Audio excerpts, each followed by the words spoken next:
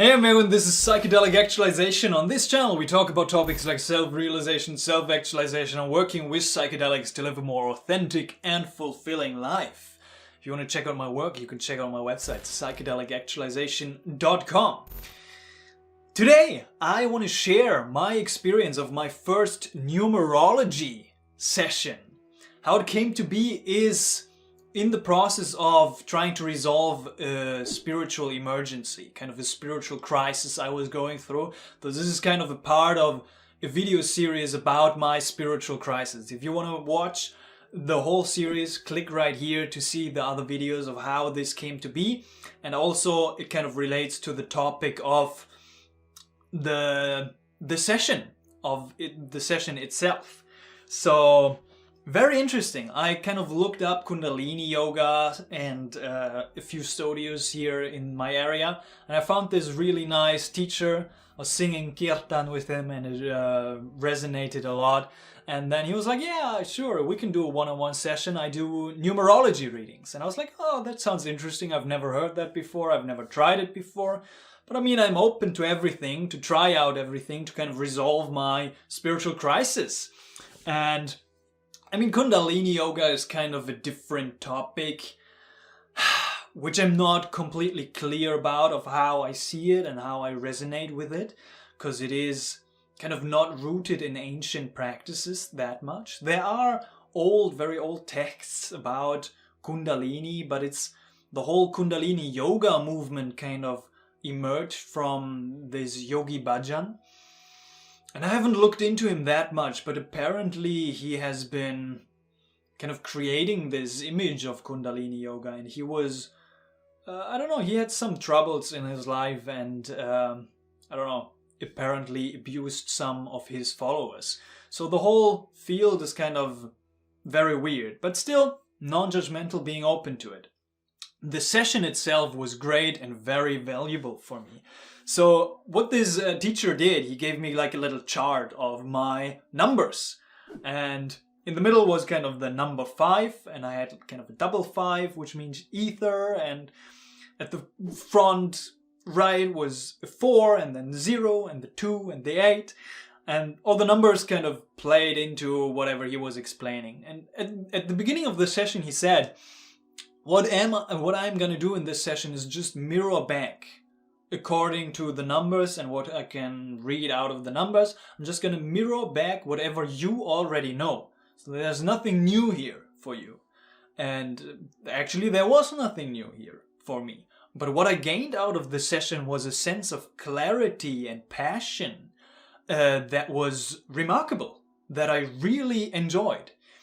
So this session itself gave me such a motivation and hope to resolve my state of crisis and work on it and fully go into transcending it or working with it, which was amazing that it gave me that certainty.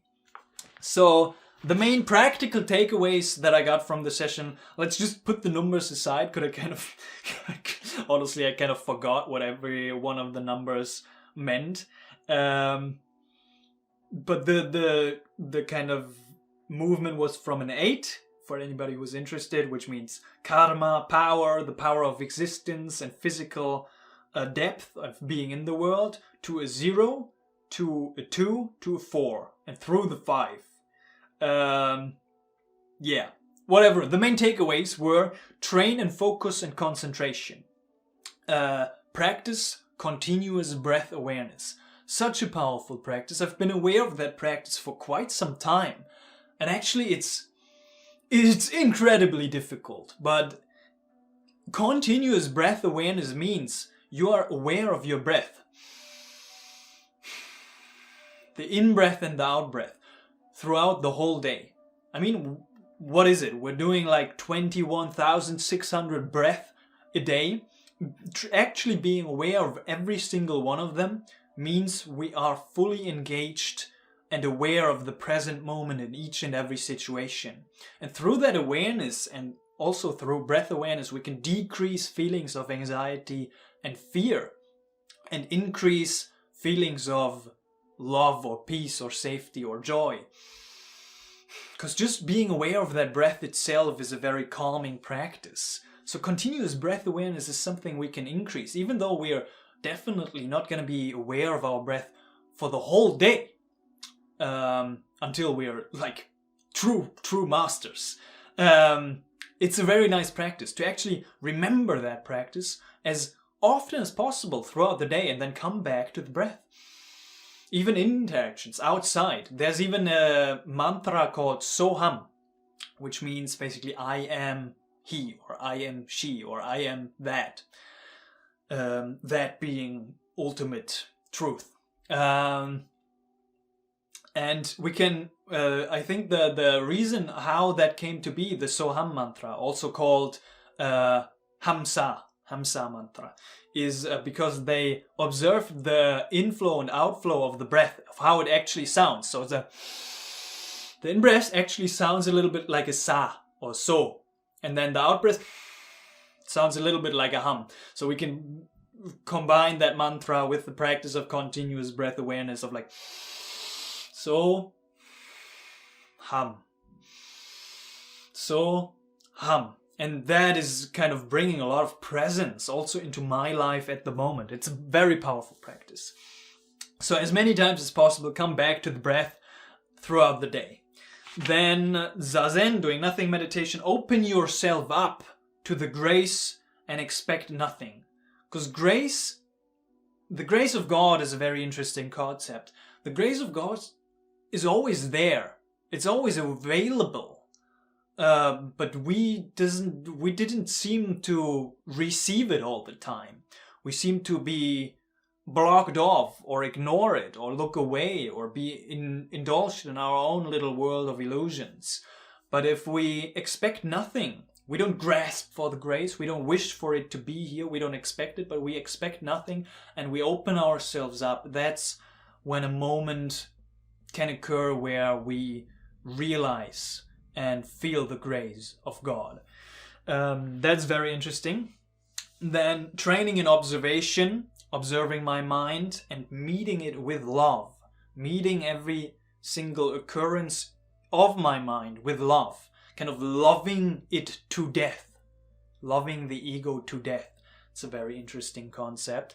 Not trying to get rid of the ego, but actually loving it so much that it calms down and it quiets down so we can be in this silent, sacred space. And the ego was a lot, a big topic that came up of kind of the egoistic mechanisms of my mind are the ones that are grasping to fear, that are grasping to a certain preference of a state of consciousness that I prefer over another state of consciousness. And that is kind of where the fear is coming from. And letting go of the need to be in control, or letting go of wanting to control, because this need for control comes kind of from this egoistic mechanism, the ego mechanism that we have created for ourselves. Trusting and surrendering to God and letting go of this need for control is actually my true desire. Like my truest, deepest desire of surrendering into the divine flow of love is actually a desire of letting go of control. And that's going to be enabling me or us to actually open up to the love of God, to give ourselves fully to that, and in a certain sense also to sacrifice our sense of self, because we can't be holding on to this sense of self and ego when we actually want to fully open ourselves up to being nothing and being fully merging with the absolute. There's no place to hold on to. So there is a sacrifice there. And making that sacrifice or being afraid of letting that go, that's kind of where a lot of the fear is coming from. At least that was kind of the perspective of clarity that I got in the session itself. And then interestingly, enough, I mean, the follow-up question is, what can happen if you give yourself fully to the divine? If you say, okay, I'm gonna let go of my sense of self, which I'm desperately trying to hold on to, I'm gonna sacrifice that and let it go and step into the purifying fire of nothing and of nothingness. What can happen if you fully give yourself? Is there anything you have to be afraid of if you fully surrender into the divine? And in the moment I was like, no, of course not. Of course there's nothing to be afraid of when you plunge into unconditional love, when you plunge into the infinite mystery of the divine. So letting go of control, letting go of fear, and letting go of my sense of self, that's okay. There's nothing to be afraid of when I actually let go. So yeah, and we had a philosophical discussion on the side as well, which was also a discussion I had with a psychotherapist who talked me through a psychedelic integration process of this intense psychedelic experience.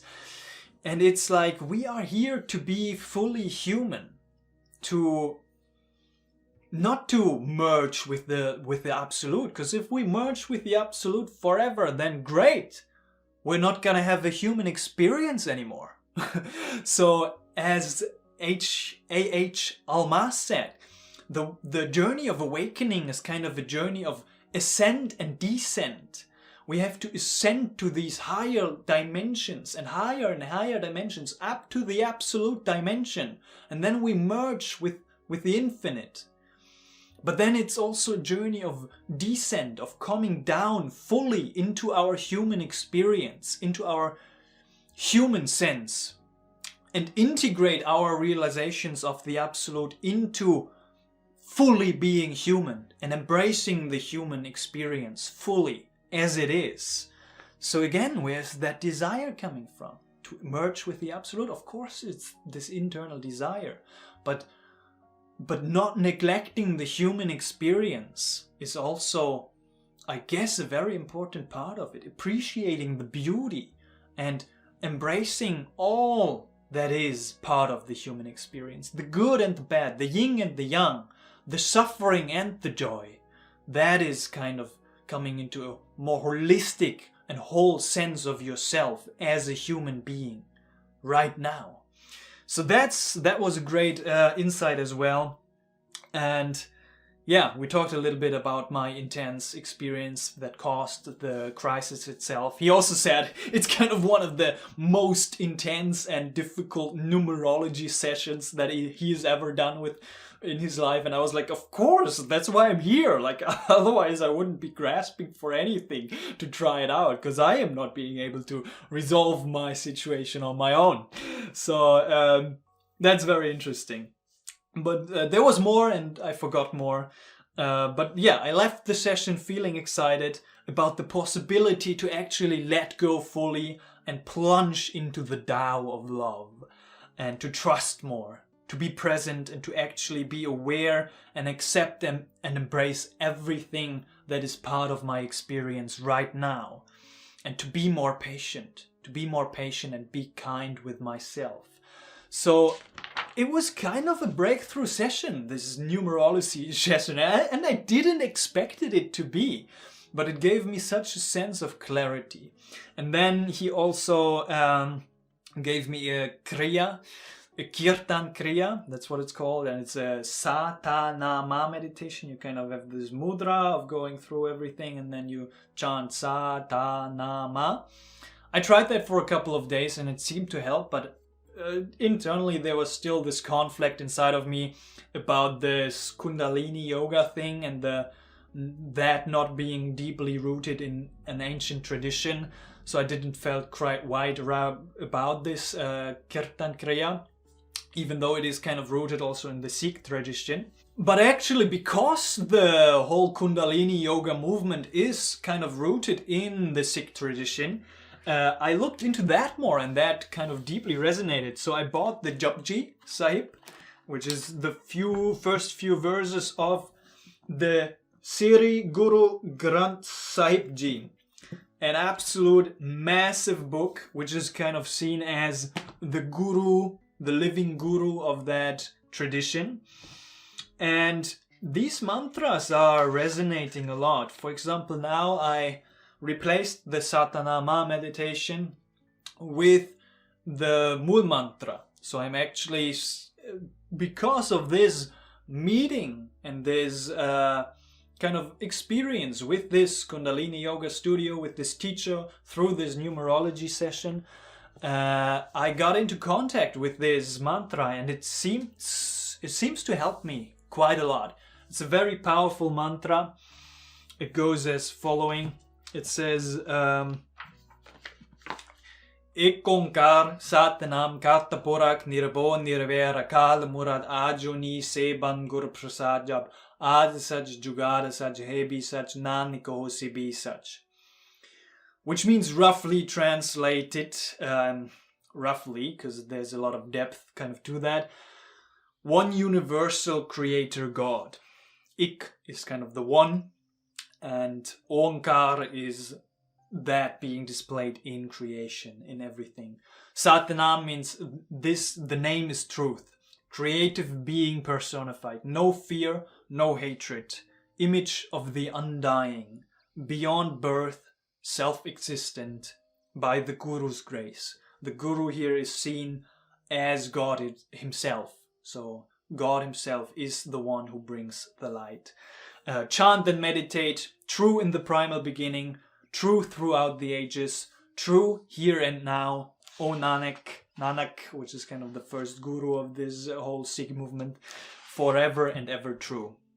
Very powerful mantra, which I've been starting to chant because of this session, and it seems to be very powerful and also, deeply resonating.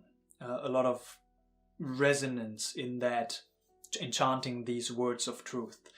That's about it. That was my first numerology session, kind of related to my process of resolving my spiritual crisis and this dark night of the soul that I was going through at the time of this meeting. And it opened myself up, and it kind of provided me with a lot of clarity in and about the present moment. And as the word itself says, the present is a present. There is a gift in being here now. Thank you so much for watching. I hope I could provide some value. If you want to check out my work, check out psychedelicactualization.com. If you want to check out the other videos, there's a link up in the video chart. And also I wrote an ebook, a complete workbook about spiritual emergencies, how to navigate a Kundalini energy awakening or the dark night of the soul, or however you want to label it, psycho-spiritual crisis. And I put it out for free. There's a link in the video description and also in the comment section down below. If you haven't already checked it out, it's a beautiful, beautiful little workbook. I would appreciate if you would check it out. So thank you so much for watching. I hope you enjoyed this little video, this little report of my first numerology meeting. I don't get the whole meaning behind the whole number kind of thing. I kind of get why you would use numbers as meanings for different things, but the session itself was great. I guess we can learn from everybody, right? Everybody has kind of their own experiences to share and their own reflections, and everybody can mirror something back to some truth about who we are, and we can learn from that mirroring back, which is happening in every single interaction. Thank you so much for watching. Much love. Subscribe to the channel, and I will see you in the next one. Blessings.